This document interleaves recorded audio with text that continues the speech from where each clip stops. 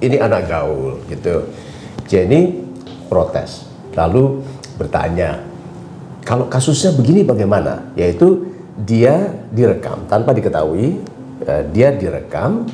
Orang yang merekam ini bicara bahwa ada orang ketiga yang bicara menjelek-jelekkan dia. Jadi dia sengaja direkam komentarnya tentang orang ini. Katanya kamu begini, katanya kamu begini. Lalu dia bilang, oh enggak, dia aja yang begitu, gitu kan. Jadi akhirnya dia membuat komen negatif terhadap orang ketiga. Nah, rekaman itu disampaikan ke orang ketiga, sehingga terjadi masalah antara orang ketiga dengan teman kita ini.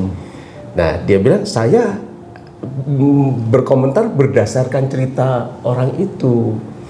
Nah, saya salahnya tidak ngecek gitu, apakah itu betul atau tidak, tapi komentarnya digunakan untuk mengadu domba. Nah, mungkin mudah-mudahan tidak menjadi kasus hukum, tetapi apa nasihat Ibu kepada orang yang terpancing untuk membuat komentar negatif atas dasar pancingan orang ini? Ya itu memang udah sekarang kan dibilang mulutmu harimaumu. I see. Mulutmu cabekmu, rawitmu pedas. Dan jadi saya bilang bahwa itulah bisa kena yang ITE itu, apalagi disebar-sebar dan terjadi nanti efeknya bisa terjadi yang sangat fatal. Terjadi pembunuhan karena dia marah, mungkin ternodai harkat dan martabatnya, orangnya emosian, kita nggak ngerti kan. Ini kejahatannya, kalau itu kejahatan, pada yang merekam dan menyampaikan atau kepada yang bicara negatif? Kalau kita merekam, pada saat berbicara, kita berbicara nih sama mancing Pak Mario, terus saya diam-diam bicara, itu yang kita merekam itu ilegal. Tidak bisa digunakan untuk menyalahkan saya? Nggak bisa. Karena tidak ada persetujuan saya? Nggak ada persetujuan. Jadi harus ada pengetahuan dan persetujuan saya bahwa saya mau rekam ya Pak. Tanpa pengetahuan dan izin itu tidak admissible into court of law. Kalau persidangan jelas itu resmi, ya kan. Tapi kalau kita bicara berdua terus kita rekam diam-diam itu nggak boleh. Kalau mau merekam tuh izin orangnya, tidak boleh diam-diam kita pancing-pancing kita rekam. Orang itu kan nggak sadar apa yang mau sebetul tujuan kita kan. Ternyata tujuan kita tidak bagus, tujuan kita jahat. Mau mengadu domba dan segala rupa, itulah yang berbahaya sekali.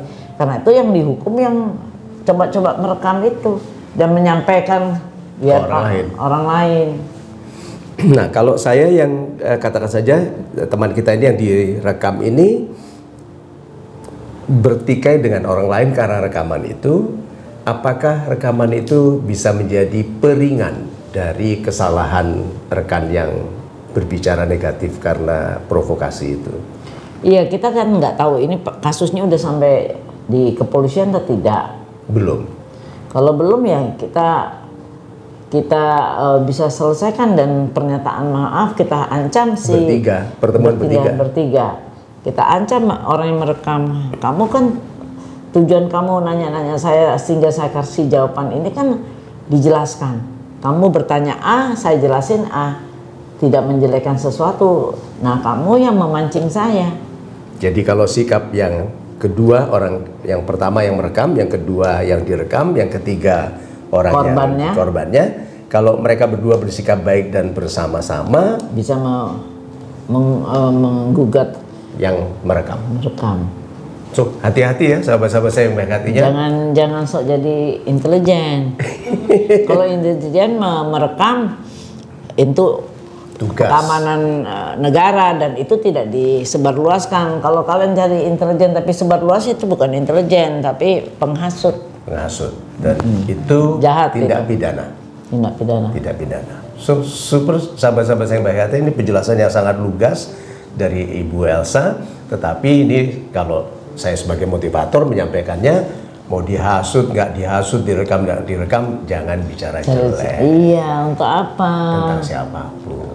So, sahabat-sahabat saya yang baik hati, di mana sekarang teknologi untuk merekam itu mudah sekali ada, kita harus berhati-hati. Tetapi seperti Ibu Elsa katakan di awal tadi, mulutmu adalah harimaumu. Jadi paling baik adalah jaga bicara, karena banyak masalah kita itu datang dari mulut.